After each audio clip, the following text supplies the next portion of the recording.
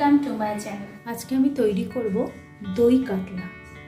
দই কাতলা তৈরি করার জন্য নিয়ে নিয়েছি 4 পিস কাতলা মাছ। এই মাছের পিসগুলোকে আমি খানিক আগে থেকে লবণ মাখিয়ে রেখেছি ভালো মতো লবণ ঢোকার জন্য। এবার এতে আমি সামান্য হলুদ মাখিয়ে নেব, দিয়ে মাছটা ভেজে নেব। তেল গরম করতে বসিয়ে দিয়েছি।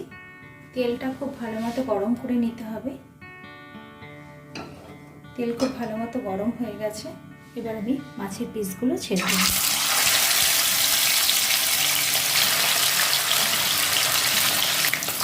মাছটার এক পাশটা ভাজা হয়ে গেছে, এবার আমি উল্টে দেব।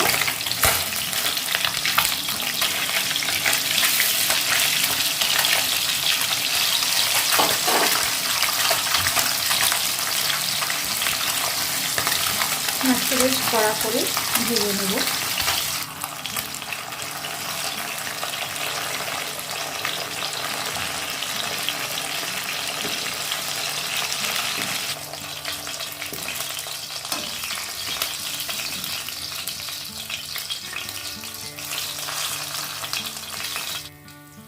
মাছ কটা আমি ভেজে নিয়েছি। ফোড়ন দেব, দারচিনির টুকরো, দুটো এলাচ, দুটো তেজপাতা। ফোড়নটা আমি খুব ভালো করে ভেজে নেব। এরকমভাবে দই কাতলা রান্না করলে খুবই টেস্টি লাগে। তোমরা অবশ্যই এটা বাড়িতে ট্রাই করবে। খুব সিম্পল প্রসেসে আমি এই রান্নাটা করব। এবার দিয়ে দেব একটা পেঁয়াজ পেস্ট করে রাখা।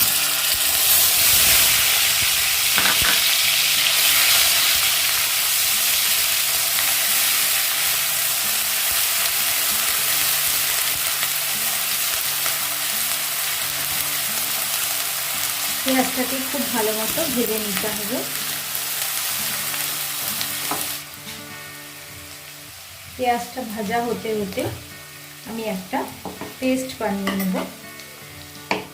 মিক্সির কন্টেনারে আমি দিয়ে দেব 3 চামচ মতো পোস্ত। পোস্তটাকে আগে আমি শুকনো গুঁড়ো করে নেব, তারপর এতে দই আর কাঁচা লঙ্কা দিয়ে একসাথে পেস্ট করব। পেঁয়াজটা খুব ভালো করে ভাজা হয়ে গেছে। এবার আমি পেঁয়াজ ভাজার মধ্যে দিয়ে দেব খানিকটা হলুদ, কাশ্মীরি লঙ্কার গুঁড়ো। এই দুটোকে একটু ভাজা ভাজা করে নেব কালারটা ভালো আসার জন্য।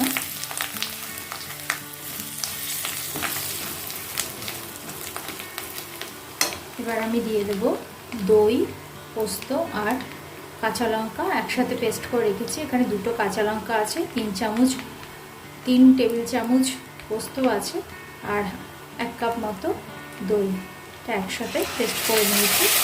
পেস্টটা দিয়ে দেবো।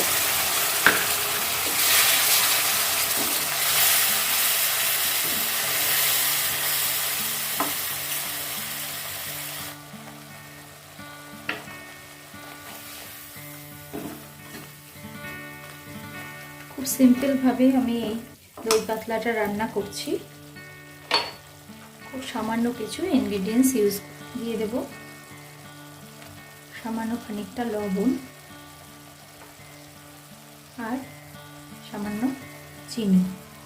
যেহেতু দই ইউজ করেছি, ব্যালেন্সের জন্য একটু চিনি আমাকে দিতে হবে।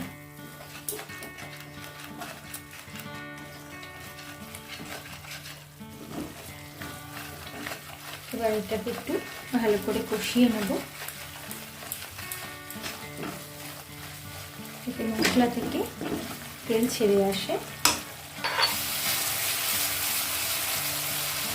দেখো অলরেডি মশলা থেকে তেল ছেড়ে এসছে।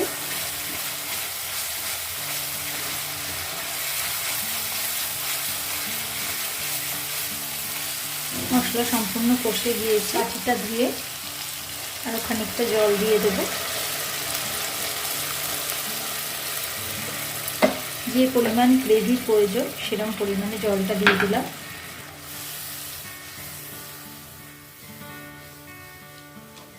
আর সামান্য একটু জল দেব।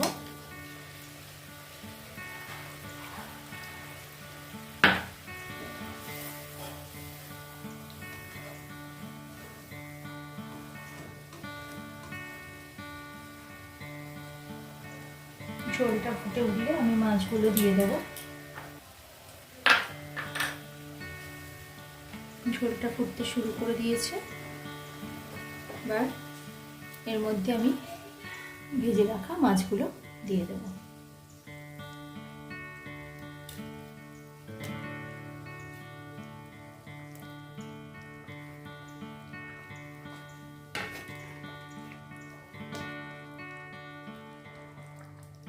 এবার মিনিট 5-এর জন্য একটা ঢাকা দিয়ে দেব।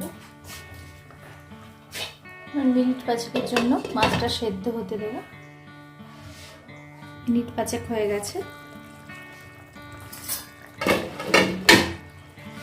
দেখো খুব সুন্দর একটা কালার এসছে আর রান্নাটা থেকে সুন্দর তেল বেরিয়ে এসছে।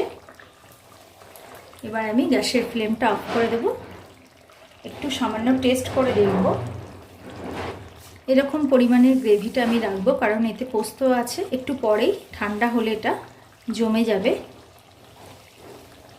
একটু টেস্ট করে দেখব। নুন মিষ্টিটা একদম পারফেক্ট আছে, দারুণ টেস্টি হয়েছে। দই কাতলার এই রেসিপিটা তোমাদের যদি ভালো লেগে থাকে অবশ্যই বাড়িতে ট্রাই করো এবং আমাকে কমেন্ট বক্সে জানিও। আর আমার পাশে থেকো। Thank you friends.